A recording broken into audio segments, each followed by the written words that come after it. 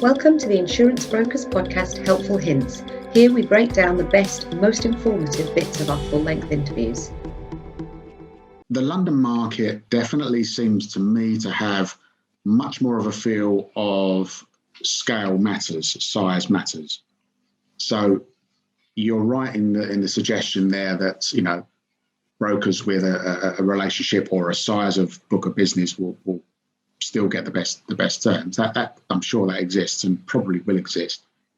But I think it is true to say that you have to be more savvy in the way you operate, and I think you need to be getting your information from your client, understanding what their business is about, asking the right questions, and putting your presentations together in a coherent, inclusive way. And I think that's probably going to be of much more benefit going forward than it has done. I think certainly in the London market, I think there's been a tendency to be a bit sloppy about the information and just literally passing something from one place to the other without intervening or quality checking or doing much with it. So I think you're right, that could well be a feature going forward.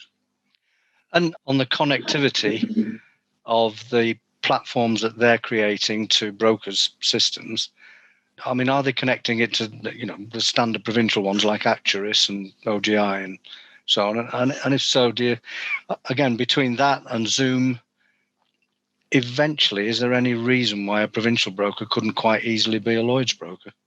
I think there is a chance that they might.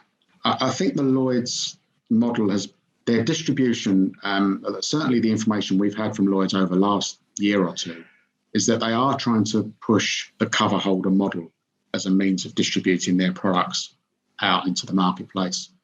So I do believe that they are looking to make that easier. The digitalisation and transformation is part of that, and it certainly will make it easier.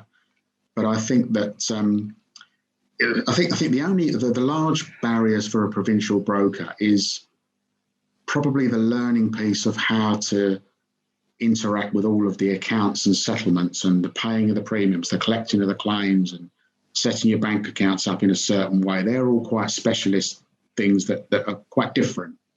And even brokers like us that have been in the market for a long time, we sometimes have trouble with that because they come up with changes and upgrades that are difficult. So, but I think in terms of the pure trade and the access and means of doing business, then I don't see why some provincial brokers will have an interest in going to Lloyd's directly. Yeah. I think it's a really interesting topic, and I'm quite interested to see not just the Lloyd's market, not just the wider insurance market, but actually the sort of global economy and the changes that are coming, particularly I think in SME markets. The entrepreneurial sort of startups are coming thick and fast